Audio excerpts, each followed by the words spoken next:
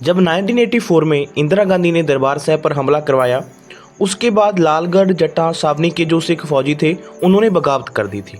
गुरबचन सिंह मानोचाल के भाई इस बगावत में शामिल थे। जब फौज ने पंजाब में कर्फ्यू लगाया हुआ था, दरबार साहब पर बमबारी की जा रही थी, तो सिख फौजियों ने बाबा मानोचाल के साथ ये वादा किया था कि समा आने पर हम आपका साथ देंगे और हुकूमत की ईंट से ईंट हम खड़का देंगे। सरकार जो कुछ भी कर रही थी सिखों के साथ, सिखों का कत्लेआम किया जा रहा था, सिखों के सबसे बड़े धार्मिक स्थान हरमंदिर साहब पर हमला किया जा रहा था, पर साथ ही साथ सरकार इस घटनाओं को सिख फौजियों से छुपाने की कोशिश भी कर रही थी। अगर हम बात करें लालगढ़ जट्टा छावनी के जो 9 सिख रेजिमेंट थी, तो 30 मई को उनसे हथियार छीन ले जाते हैं। सबसे पहले उनको 30 मई को जैसलमेर बॉर्डर पर भेजा जाता है, उसके बाद उनको बीकानेर से सतरगढ़ से उनको गड़साना जैसे जिलों में भेज दिया जाता है। 30 मई से लेकर 6 जून तक उन फौजियों को सांस नहीं लेने दी और पंजाब की तो खबर उनके तक पहुंचने ही नहीं दी। 6 जून शाम तक जब सरकार को यकीन हो गया कि अब हरमंदिर साहब पूरे कंट्रोल में है, उसके बाद इस यूनिट को वापस लालगढ़ जट्टा छावनी में छोड़ा जाता है। उस समय जो टाइम होगा वो रात के 11:30 होंगे। अगले दिन सुबह के टाइम इन सिख फौजियों को परेड के लिए बुला लिया जाता है। अब सरकार निश्चिंत हो चुकी थी कि खतरा टल चुका है। इस खबर को छुपाने के लिए वो काफ़ी जोर लगा रही थी, पर एक ना एक दिन तो ये खबर सिख फौजियों के पास पहुंचनी ही थी। कंपनी के अंदर सूबेदार अवतार सिंह के पास रेडियो था। वो बीबीसी पर खबरें सुन रहे थे, तो उनको दरबार साहब पर हुए हमले और संतों की शहादत और साथ ही साथ हज़ारों की तादाद में वहाँ पर जो सिंह सिंगड़ियाँ शहीद हुई थी उनके बारे में पता चलता है। तो उन्होंने सरकार और बड़े अफसरों को उस समय गाली निकाली और उनको सरकार की चाल के बारे में भी पता चला कि किस प्रकार सरकार ने इस घटना को हमसे छुपाने के लिए हमको जगह जगह पर भेज दिया। ये खबर जंगल की आग की तरह फैल जाती है। तो बाबा मानोचाल के भरा त्रिलोचन सिंह बाबा जी की हिदायत के अनुसार अपनी पत्नी को साथ लेकर आने के लिए क्वार्टर की अर्जी पहले ही दे चुके थे और उनकी ये अर्जी मंजूर भी हो चुकी थी और अब उनकी जो पत्नी थी उनके साथ क्वार्टर में ही रह रही थी। त्रिलोचन सिंह परेड से फ्री होकर क्वार्टर की तरफ जा रहे थे और वो क्वार्टर में चले जाते हैं। उनकी पत्नी, जिनका नाम था कश्मीर कौर, वो रो रही थी। तो त्रिलोचन सिंह ने पूछा कि आप रो क्यों रहे हो, क्या हुआ? तो उन्होंने बताया क्या आपको नहीं पता दरबार साहब पर हमला कर दिया गया है? तो त्रिलोचन सिंह ने कहा कि अभी पक्की खबर नहीं आई, हो सकता है कि अफवाह भी हो, क्योंकि आज के टाइम में अफवाहें भी काफ़ी चल रही हैं। त्रिलोचन सिंह अपनी पत्नी को दिलासा देने की कोशिश करते हैं, पर अंदर ही अंदर उनको भी पता चल चुका था कि जिस बात का डर था वो हो चुका है। कुछ समय के बाद त्रिलोचन सिंह क्वार्टर से बाहर आते हैं और हौलदार ज्ञान सिंह उनको आवाज़ लगाते हैं और कहते हैं, ओए पीटी इधर आ। त्रिलोचन सिंह ज्ञान सिंह के पास जाते हैं और ज्ञान सिंह कहते हैं कि दरबार साहब पर अब वक्त पड़ा है, आपका इस पर क्या स्टैंड है? तो हौलदार जो ज्ञान सिंह थे वो एशिया के दौड़ाक थे। तो त्रिलोचन सिंह हौलदार ज्ञान सिंह को जवाब देते हैं कि हम अकेले क्या कर सकते हैं, पर आप जो भी कुछ करोगे हम आपके साथ हैं, आप कुछ करो। और ज्ञान सिंह कहते हैं कि जहाँ पर जो सेना के हथियार पड़े हैं, गोली बारूद पड़ा है, तुम मेरी ड्यूटी वहाँ पर लगा दो, क्योंकि उन दोनों में जो ड्यूटी लगाने का चार्ज था वो त्रिलोचन सिंह के पास ही था, क्योंकि ड्यूटी लगाने का जो चार्ज वाला जो रनर था वो 10 दिन की छुट्टी लेकर अपने घर गया हुआ था।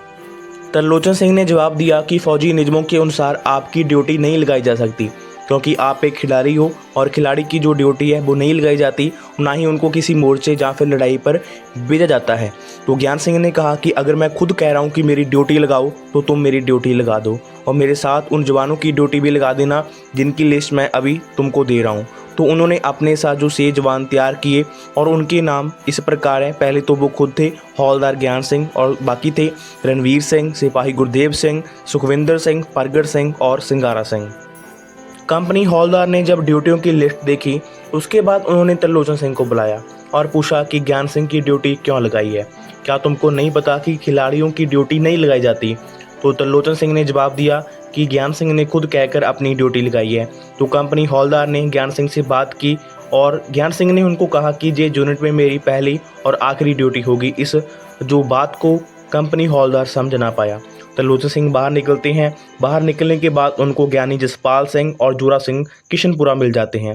वो दरबार साहब पर हुए हमले की बात कर रहे थे और उस दौरान वो जज्बाती हो जाते हैं और गुरुद्वारा साहब पहुंच जाते हैं। तो वहां पर जोगा सिंह भी पहुंच जाते हैं और उनके साथ एक और सिंह भी आ जाता है। ये पंजे सिंह मिलकर गुरु ग्रंथ साहब की हजूरी में बैठकर सिख होने के नाते कुछ करने का मता पास करते हैं।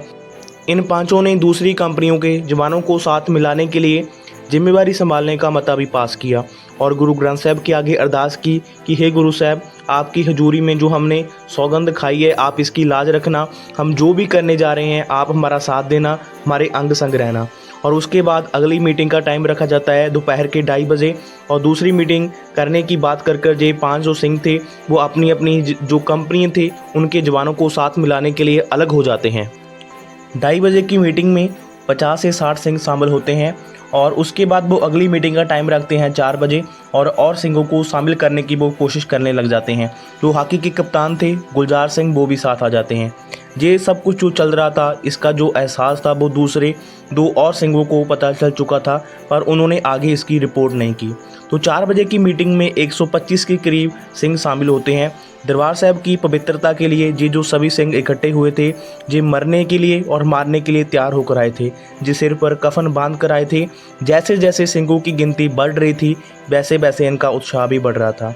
तो सभी सलाह करते हैं कि हथियारों और गोली का जो प्रबंध है वो तो हमारे ही हिस्से में है पर अभी हमारे पास गाड़ियों का कोई भी प्रबंध नहीं है। फौजी गाड़ियों का इंचार्ज था मैकेनिकल ट्रांसपोर्ट हॉलदार जो कि औरंगाबाद का रहने वाला था वो सिखी पर राधा स्वामी होने के कारण सिंहों को डर था कि कहीं वो मदद के लिए इनकार न कर दे, पर कोशिश करनी तो ज़रूरी थी। तो सभी सिंह इकट्ठे होकर उसके पास जाते हैं और दरबार साहब पर हुए हमले के बारे में उसको बताया जाता है और साथ ही साथ शुरू होने वाले ऑपरेशन बुडरोज के बारे में भी उसको बताया जाता है।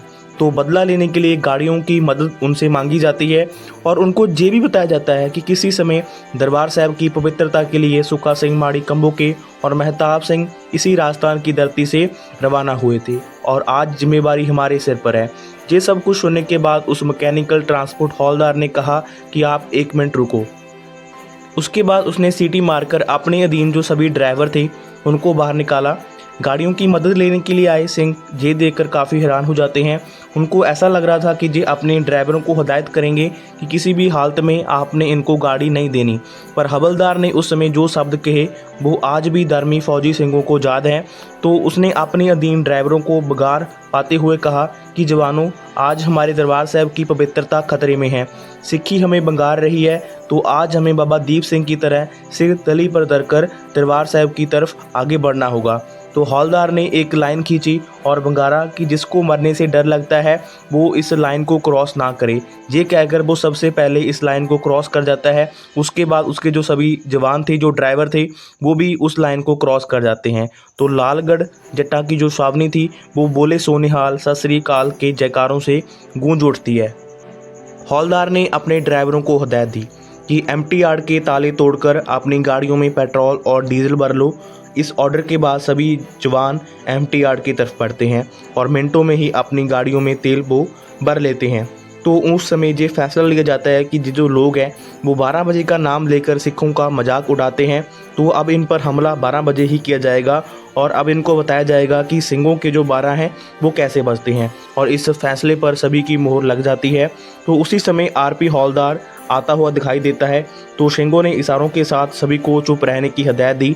जो आरपी रेजिमेंट होती है इनका जो काम होता है, जो अंदरूनी गतिविधियां हो रही होती हैं, इसकी जो जानकारी है, इसकी जो रिपोर्ट है, ये लोग ऊपर तक पहुंचाते हैं। सभी जवान चुप कर जाते हैं और दूसरी तरफ वो चलने लगते हैं। आरपी हौलदार सबसे पहले तो उनकी तरफ देख रहा था और फिर आवाज़ लगाता है, कहता है ओ ज्ञानियों। तो सभी जवान उनकी तरफ देखने लग जाते हैं और कहता है उन सिंहों को कि जो लोग तुम खिचड़ी पका रहे हो इसके बारे में हमें सब कुछ पता है। तो सिंहों को लगा कि अभी तो सब कुछ इनको पता चल गया, काम खराब हो गया। पर उसके बाद आरपी हौलदार ने कहा, पर अभी तक हमने इसकी रिपोर्ट ऊपर नहीं दी है और ना ही हम देंगे, और मैं आपको जहाँ पर कहने आया हूँ कि हमने भी साथ जाना है, कहीं आप अकेले ना निकल जाना। तो इसके बाद जो सिंहों का उत्साह वो दुगना हो जाता है। जहाँ से रिपोर्ट होने का खतरा था वो लोग भी अब आकर साथ मिल गए थे। उसके बाद सिंह जगारे छोड़ देते हैं। इसके बाद रात की रोटी के लिए घंटी बज जाती है, पर आज तो किसी भी मेस में खाना तैयार ही नहीं हुआ था। इनमें से कुछ जवान ऐसे भी थे जो इन फौजियों के साथ नहीं थे, और इनमें से एक थे हौलदार करम सिंह। हौलदार करम सिंह ने कंपनी हौलदार सतनाम सिंह को रिपोर्ट दी कि सभी जवान आज सो नहीं रहे, वो इधर उधर तुर रहे हैं और वो गुरुद्वारे की तरफ जा रहे हैं। तो कंपनी हौलदार ने हौलदार करम सिंह को कंपनी इकट्ठी करने के लिए आर्डर दिया। तो गुरुद्वारा साहब में ये मता पास हो चुका था कि जब गुरुद्वारा साहब में जगारा लाया जाएगा, उस समय सभी जो जवान थे वो गाड़ियों में निकलकर हथियार लेकर चल पड़ेंगे। तो जवान ने आकर बताया कि हौलदार ने कंपनी इकट्ठी करने के लिए सीटी मार दी है। उस समय रात के 11:15 बज चुके थे। तो सभी जो सिंह थे वो 12 बजने का इंतजार कर रहे थे। जब सिंहों को कंपनी इकट्ठी करने के बारे में पता चला तो सभी उस तरफ चल पड़ते हैं। गुस्से में कुछ सिंहों ने हाथ में राड़े, डंडे और जो भी आया वो उठा लिया, और जवानों ने जाकर करम सिंह से पूछा कि कंपनी को इकट्ठा क्यों किया गया है। तो उसने अकड़ में जवाब दिया कि मेरी मर्जी। तो सिंहों ने करम सिंह के साथ मारपीट करनी शुरू कर दी। उस समय वहाँ पर कंपनी हौलदार सतनाम सिंह भी आ जाते हैं। तो जवानों ने उनके साथ भी मारपीट शुरू कर दी। तो हालात को देखते हुए सिंहों को लगा कि अब 12 बजे की उड़ीक करनी सही नहीं है, अभी ही हमें चल पड़ना चाहिए। तो गुरुद्वारा साहब से जयकारा छोड़ दिया जाता है। ये जो जयकारा था ये एक सिग्नल था। इसके बाद जो फौजी गाड़ियाँ थी वो एकदम खिलर जाती हैं, गाड़ियों में हथियार भर लिए जाते हैं। जो असला और हथियार ये जो सिंह थे वो लेकर गए थे, इसकी कोई भी गिनती नहीं की गई थी। पर बाद में जो सरकार ने बेरबा दिया, उनके अनुसार जो 6 RLL थे, जीप में फिट होने वाली जो गन्ने थी, 43 LMG लाइट मशीन गन्ने, जो 16 रॉकेट लॉन्चर, 256 SLR और 185 चेन गन्ने और अनेक गोलियां और राउंड थे। निर्धारित समय से पहले ही चलने के कारण कोई पुख्ता जो योजना है वो नहीं बनाई गई थी। पहले तो सिंहों का विचार ये था कि पंजाब जाने की बजाय जो गंगानगर पर काबू पा लिया जाए, या फिर नज़दीक पड़ते RSSपुरा पर दावा बोलकर इसका जो बॉर्डर है वो खोल दिया जाए। पर ताज़ा हालात के अनुसार गाड़ियों का जो काफिला है वो अमृतसर की तरफ निकल पड़ता है। और इससे जो अगला इतिहास है वो आने वाली वीडियो में शेयर किया जाएगा। उस वीडियो में हम बात करेंगे कि इसके बाद क्या हुआ। ये जो सिंह थे जो कि बागी हो गए थे, ये कहाँ गए, क्या ये दरबार साहब पहुँचे या फिर नहीं, इनके साथ जो सरकार ने क्या किया, वो वीडियो भी काफ़ी इंटरेस्टिंग होने वाली है। उसको देखने के लिए चैनल को सब्सक्राइब जरूर से कर लेना, क्योंकि जहाँ पर आपको हर एक वीडियो में सिखों का ही इतिहास देखने को मिलेगा। अगर वीडियो अच्छी लगी है वीडियो को लाइक कर जाएँ। Thank you so much. और इस वीडियो को हम समाप्त करना चाहेंगे वाहिगुरु जी का खालसा वाहिगुरु जी की फतेह बुलाकर।